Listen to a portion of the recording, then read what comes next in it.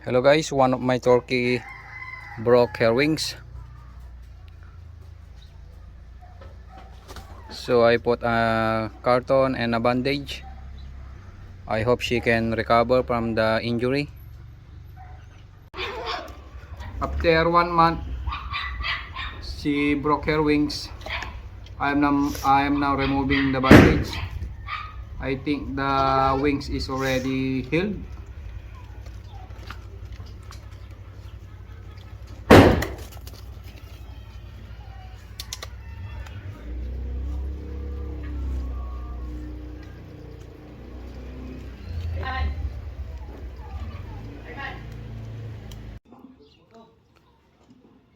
I think her wings is already healed.